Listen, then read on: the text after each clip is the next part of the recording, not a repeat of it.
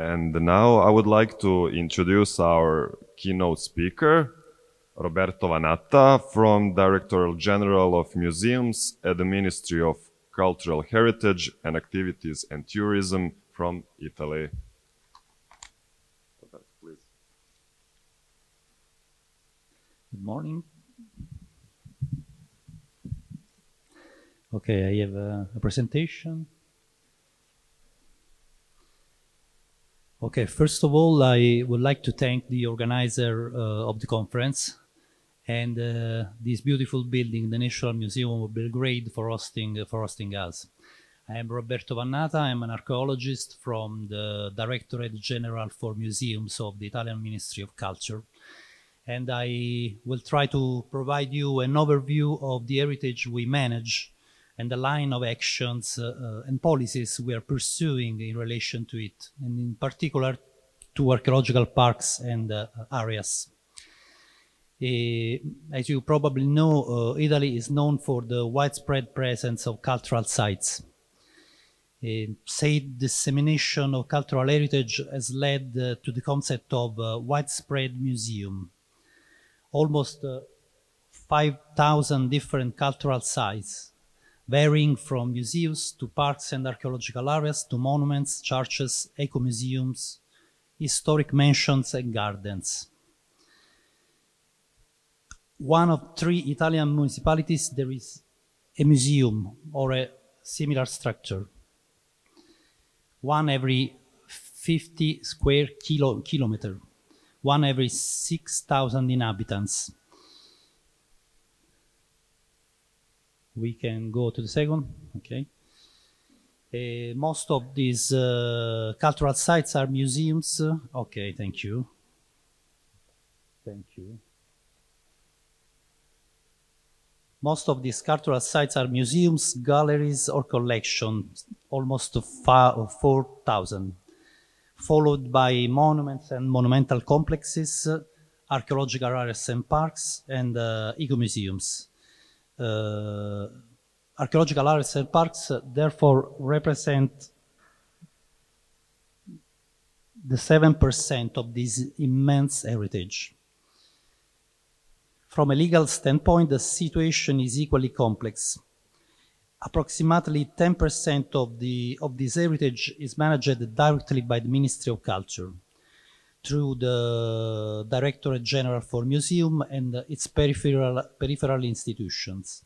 The rest belongs to local bodies, municipalities and provinces, equity foundation, and private subjects, above all ecclesiastical bodies. Focusing on the structure managed by the Ministry of Culture, we are dealing with almost 500 cultural sites, including 43 autonomous institutes and 17 regional directorates for museums that manage 100 of less known but not less valuable sites. In this site we can see 34 museum galleries and historical mansions and buildings that have an financial and economical autonomy, as well as technical scientific independence. In this slide we can see 10 of these of the 10 parks of national interest with special autonomies. To these 10 parks we can add 50 parks managed by Regional Directorate for Museums. This is a complex system, and to coordinate it, the DG Museums has created the National Museum System, which aims to create a governance of heritage based on sustainability, innovation and participation. The main goals are enhancing the fruition of cultural heritage as a whole, from the smallest and least known museums to major attractions, ensuring quality access for the public and improving the protection of cultural heritage through the definition of uniform quality levels for all cultural sites on the net, promoting cultural development, stimulating economies of scale, including sharing services and professional skills. Moving on, the DG Museum is carrying out a campaign of real estate acquisition of archaeological areas, often located within the same protected areas, but belonging to private entities. This is the case, just to name a few, of the archaeological areas of Etruscan Roman city of Roselle near Viterbo in northern Latium, or the city of Cosa on the Latium coast. Similar cases you can see in this slide from Sepino, archaeological park of Sepino, and archaeological park of Campi Flegrei. In such cases, private property strongly limits the public fruition and valorization, as well the activities related to protection. What we're talking about? We're talking about almost limitless heritage. The slide you can see shows only some of the most representative archaeological parks of the ministry in terms of walls, paintings, and floors. It is evident how the enormous amount of fragile heritage is difficult to manage and impossible to undergo individual restoration. This is the reason why DG Museum is changing its strategy, moving from emergency intervention to constant maintenance, which make it possible to manage such vulnerable and complex context. Scheduled maintenance allows to control the condition of the assets through minimal and minimally invasive interventions, carried out systematically. The main features of the maintenance service consist of inspection, monitoring, and operational activities carried out by multidisciplinary and specialized team. The study and research activities are continuous, as they proceed, control, and document the operational phase. In a long-term perspective, scheduled maintenance is also cost-effective. Concrete experience provides evidence that the annual cost of scheduled maintenance is significantly lower than the cost required by the restoration of the same site after many years without intervention.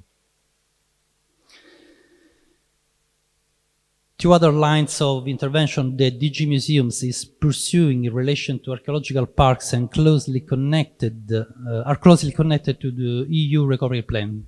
The first one concerns accessibility, not only in an architectural sense, but as a comprehensive accessibility from a cultural, sensory, cognitive, and digital perspective. The second one regards energy efficiency, a particularly sensitive issue in this prolonged phase of energy crisis. Within the recovery plan, 300 million euros have been allocated for accessibility and 100 million euros for energy efficiency. The projects admitted to contribution must be completed by June 2026. With reference to energy efficiency, I provide you with the project of Campi Flegrei Archaeological Park, which has developed a Green Agenda 2030 with eco-compatibility objectives to be pursued, actions to be implemented, and related timescales necessary for their achievement in a medium and long-term horizon.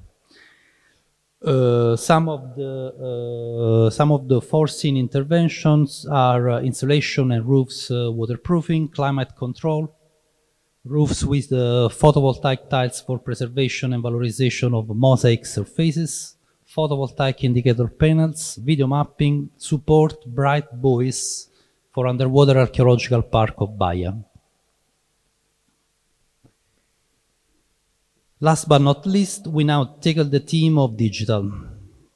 The digital transformation project of cultural sites intends to promote and support the synergies between the DG Museums and the cultural sites involved in the implementation of system actions in order to give a stronger impetus to digitalization and innovation, accessibility and eco-sustainability of cultural sites.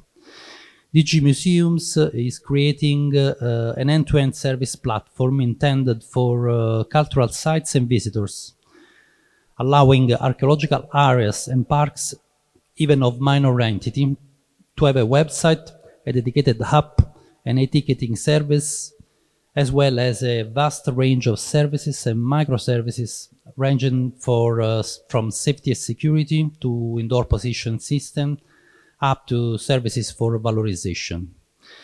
In this regard, the Pompeii Archaeological Park was a forerunner, developing the Smartland system, an open data portal for the integrated cultural tourism system, a platform of integrated service for the enhancement of the cultural identity expression of the area, aiming to define and apply new models of economic and social development through innovative technological solutions. I conclude my speech with a video presentation of this project, and I thank you all for your attention.